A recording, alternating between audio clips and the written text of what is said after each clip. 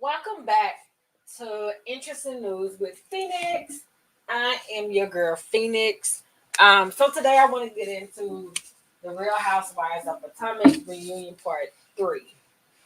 So this reunion kind of starts off where part two left off, which is where with Gordon explaining what exactly is going on with him. So Gordon goes on to explain that he's bipolar, that he's been diagnosed with being bipolar, and that he doesn't blame Mia for the way the relationship ended because he understands that he was a lot to deal with, right? That he was going through manic episodes, that he was um, being combative, and that it was just simply a lot for Mia to deal with.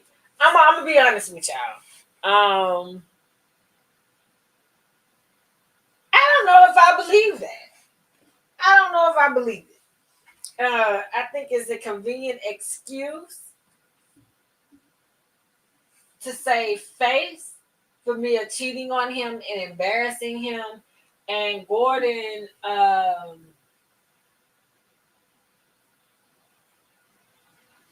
not wanting to tarnish Mia's brand or the way Mia is perceived for the sake of his children, right?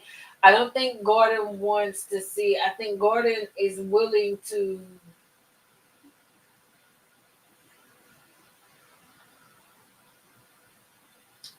take the brunt of the punches for the way things ended between him and Mia, right? But I don't think he's doing it because he's innocent in the sense of Mia probably dealt with a lot throughout that marriage. You know, we got to remember how when we met Gordon and Mia, it very much seemed like they were in an open relationship, right?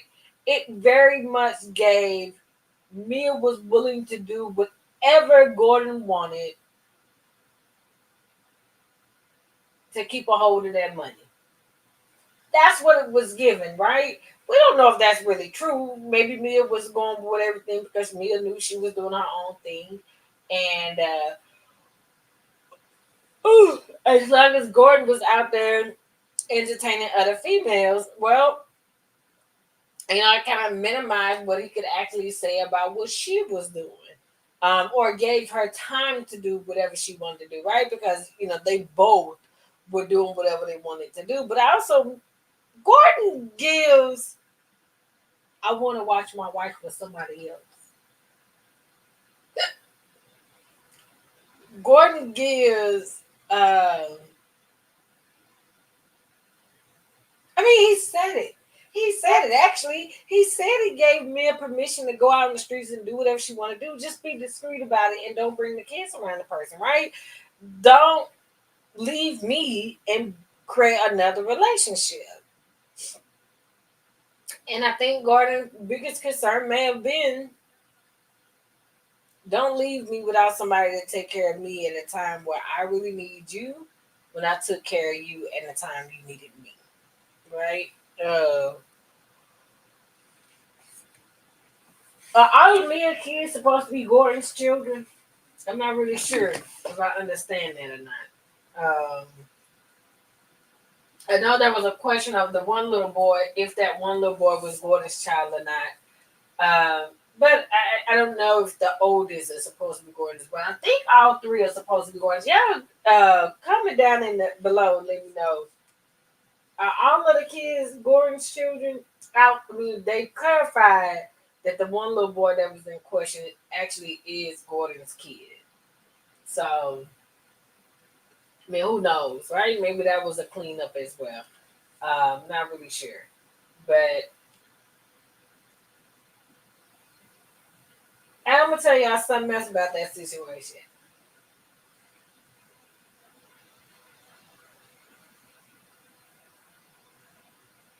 I think Gordon family saw Mia was cheating and the relationship was coming to an end, and that there was a possibility of Mia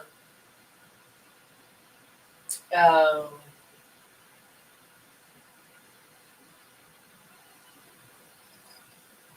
taking money from Gordon.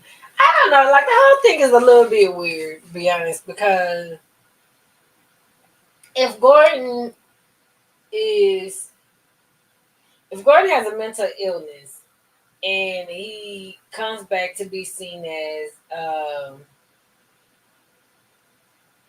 incompetent or need a conservatorship, because Mia very much gives, I'll put you in a conservatorship.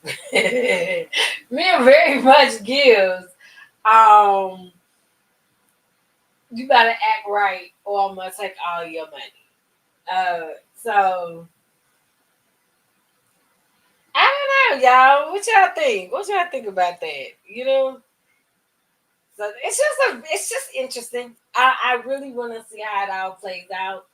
It really does in a way it gives. She's trying to take all the money. Um, let's maneuver some things so that she's not able to do that.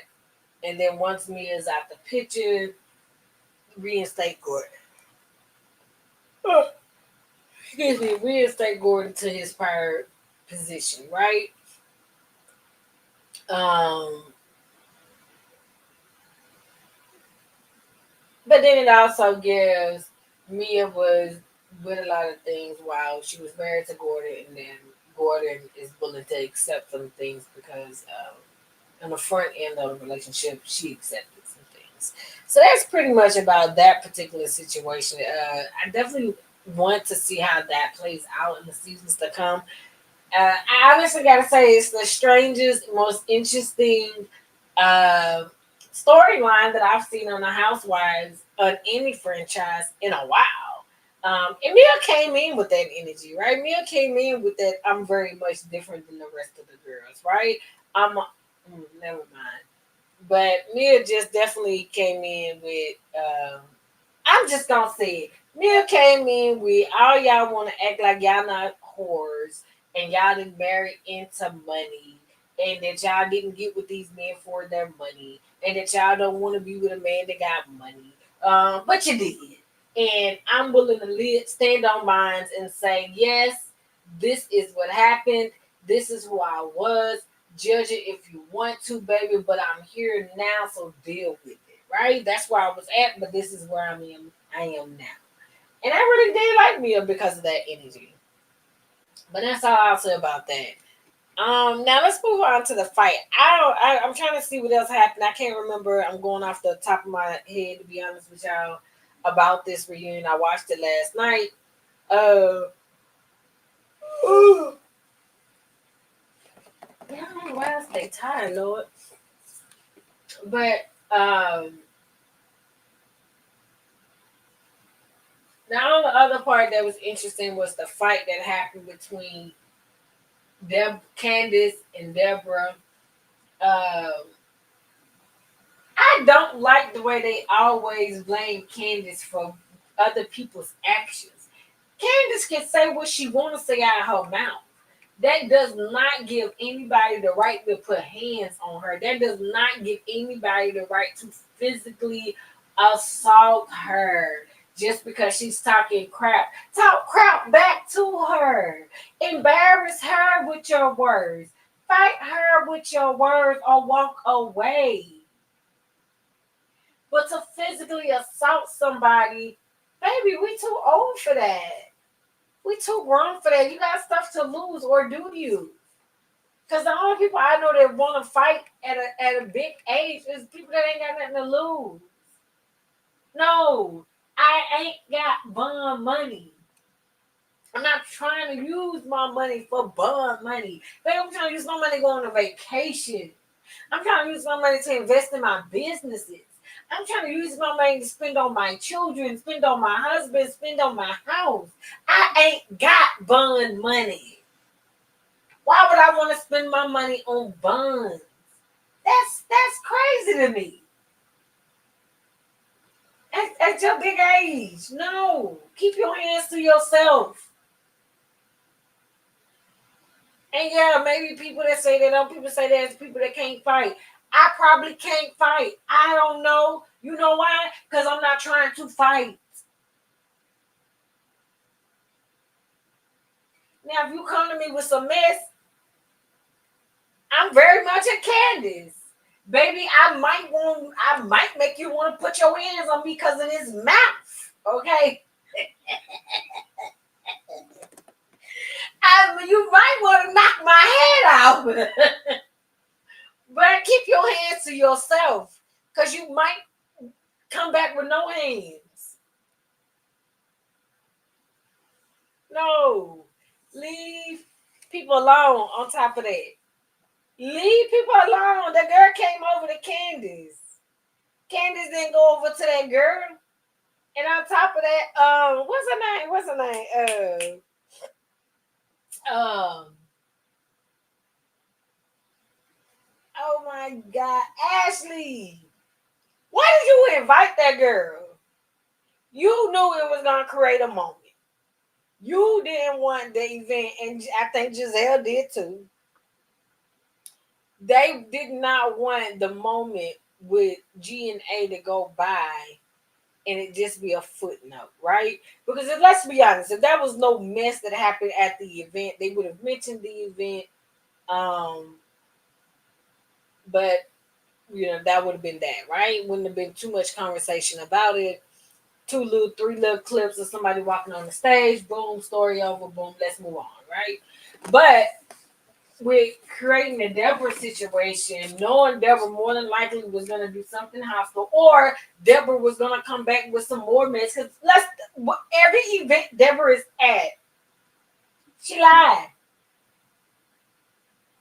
Every event Deborah is at, some mess come back surrounding her. We sat there and saw that girl.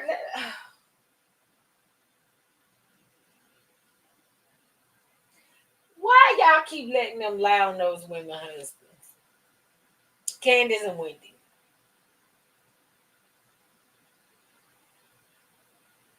Why?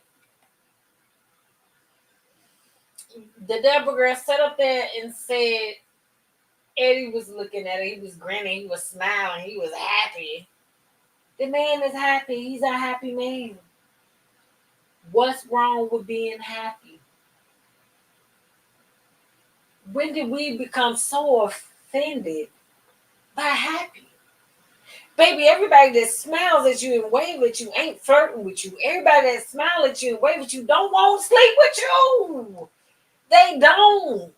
Some people are just like, hey, human being. I'm a human. You're a human. We're humans. Hey, how you doing? And keep it moving. It is possible. Some men are that way. Then we sit up there and watch the girl lie on Chris and said Chris was all in her face, giving her googly eyes, making all type of eye contact with her. When Chris ain't looked at that girl not one time, at least on camera. So I want to know why at that point production didn't just go ahead and ban the girl from being on the show. Why didn't she just ban the girl at that moment from being on the show? You know what I'm saying? Because it's causing, especially after Giselle done sit up there and lied on Chris. Yes, I said lied because that's what I feel like it was. I feel like it was a lie. What Giselle said about that man. Were you disappointed that he didn't flirt with you? Were you disappointed that he did choose a dark-skinned female like Candace over a light-skinned female like you, Giselle? I mean, really, what's the issue? Because if Giselle suggested that they go into her room to talk, and I'm gonna be honest, I do want to know what did Chris have to talk to her about. What was the conversation about? Because the conversation, whatever the conversation was about, has never come up.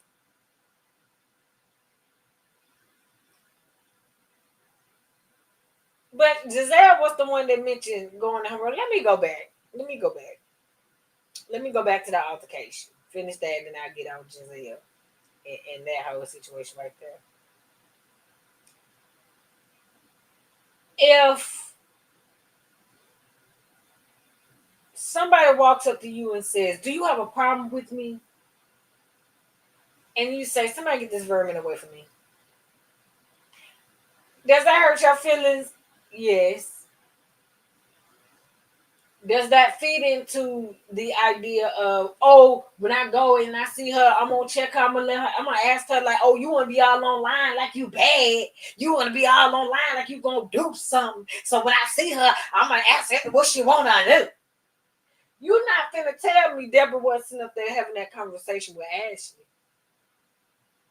You're not gonna tell me Ashley did not know that girl was gonna go and say something to Candace at that event. She did. And Ashley wanted that moment. I also think Giselle knew it was going to happen. Now, maybe not, because Giselle had other things going on, granted.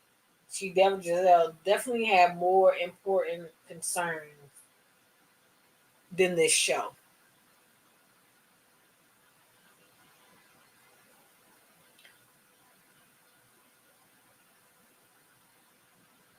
But Giselle was also raised, from what I can see, and based on what her father had been through, with the tenacity of no matter what's going on in your life, the show must go on, right? You must continue to move and push forward. I also think Giselle, throughout being hurt by her ex husband so many times over and over and over, Giselle has learned how to suppress her emotions, right? To minimize her emotions, to not show emotions.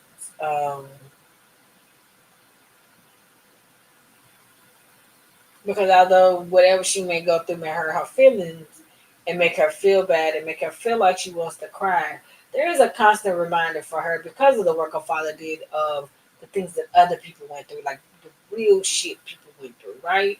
And so it does make you feel like, how dare I allow this to break me or to sit and cry about this when people had to deal with these type of atrocities, these type of issues throughout history, right?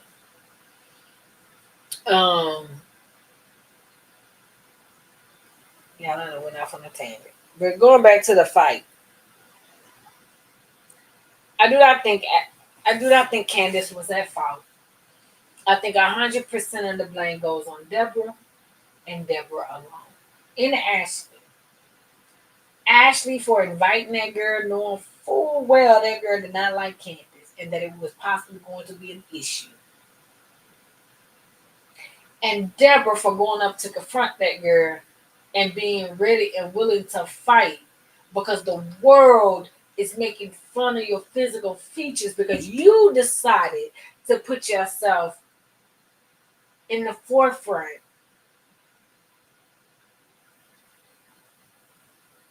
by lying. You wanted to be a topic on the show so that you could possibly be a part of the show, but you did it in a way that wasn't right.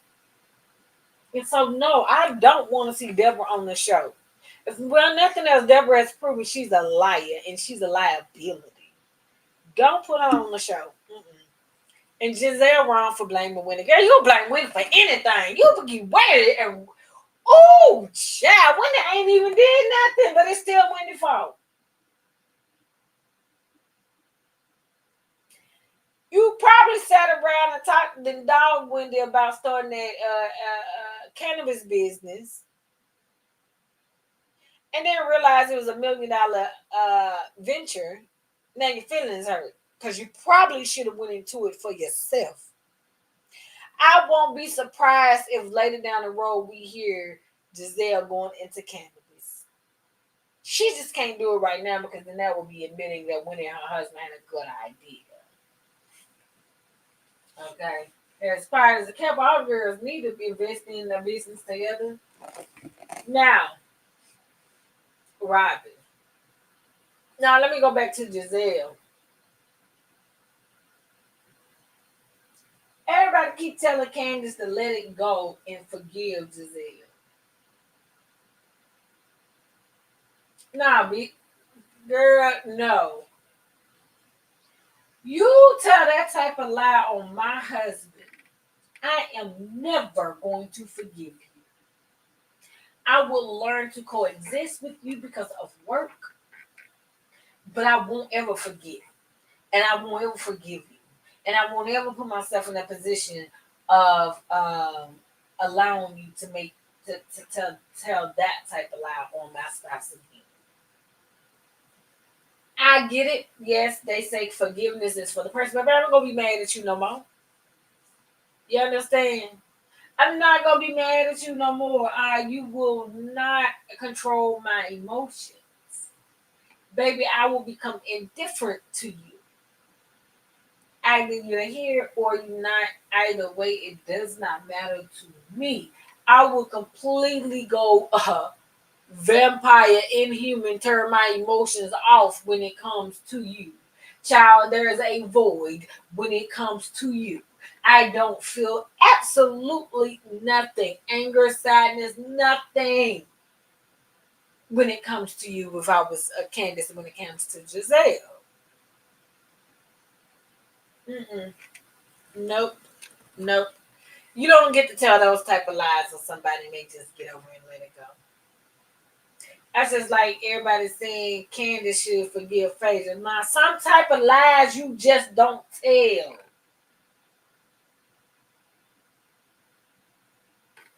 And if Giselle, at no time did Giselle feel unsafe with Chris.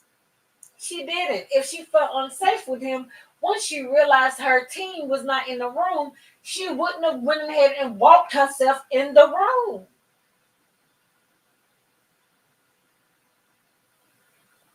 And didn't they say Chris was the one that purposely left the door open? Now I may be wrong on that. I don't know. Y'all tell me.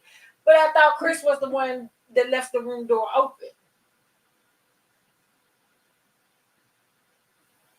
Again, Giselle had all the power in that situation. It was her room. It was her suggestion. She could have chosen not to go into that room once she realized her team wasn't in there. She didn't do that. She went on ahead and went in that room, and then she turned around and said, "Oh my God, I feel so unsafe. I didn't know what to do." Not go in the room, walk out the room. That's what you should have did.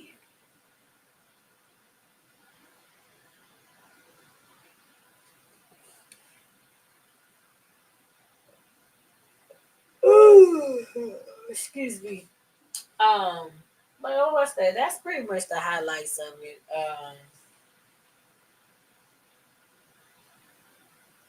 I just don't know. I don't know, Robin. I think Robin has eternal guilt of cheating on one, giving all that money to that man that ended up unaliving himself. Um, I think there's an eternal amount of guilt that I even dare say Robin might have cheated first.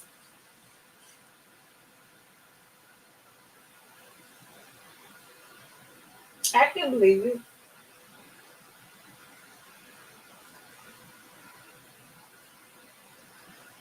I can believe that they both were dealing with other people dabbling on the side, and Robin got caught up for real.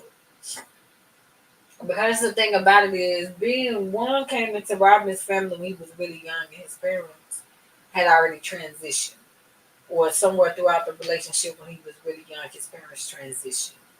So one and Robin are really husband, wife, brother, sister, because it comes off that Robin's family is truly the only family one has. So there's a different type of bond there with that, right? There really is a we're gonna be family whether we're together or not. There it really is a bond to me that is deeper than marriage. Um, like they're real family, and I get it. You know, we really got to look at it from that standpoint of, and not in a weird sexual way, but the way that you would protect your brother or your sister, no matter what they did, right, wrong, indifferent, it don't matter. they're still your brother or your sister. And you're going to defend them and protect them until you can't no more.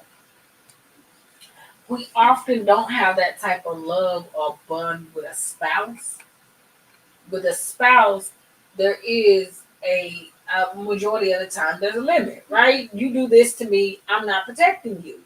I don't care what happens to you after you do me dirty. But see, with a brother and sister, they can do us wrong, but we still will protect them. And I think that's the thing. One and Robin very much have that type of bond, right? They very much have that type of relationship while also being husband and wife. That they really, truly will try to protect each other and look out for each other, right or wrong. Juan has showed Robin that he would be willing to extend that type of grace to her by dealing with her again after what she did. And if he can forgive her and come back into her life and they continue to be family after what she did, Juan can do whatever and Robin still gonna stand there by him. And I get it. I get it. I would too. If my husband worked all his life to accomplish something,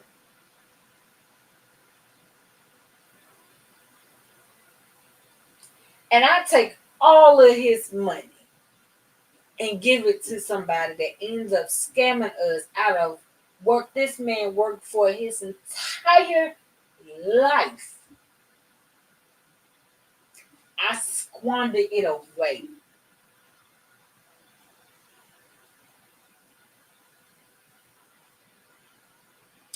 And he forgive me? On top of I was having an affair with the person that scammed us out of our money, and you forgive me? Child, ain't nobody nothing nobody can say about that man. I don't give a what that man do. Babe, I'm not going nowhere. You not gonna talk bad about him. You not gonna do him dirty because you don't know what that man done forgave me for. So get out of my face. Get out of my face. I don't want to hear it. I understand Robert's demeanor when it comes to one. Get out my face. I don't care. That's what y'all don't understand. Ain't nothing this man can do that's gonna make me turn on him. So y'all can go on. Y'all ain't gotta understand it. It ain't for y'all to understand.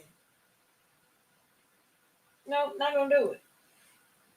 So that's the thing about it is, so when you look at it from that standpoint, to me, it makes sense, right? If you look at it from the standpoint of your husband just got caught with another one, why you trying to protect him? It don't make no sense, right? So yeah, so that's all I'll say about that particular Robin situation.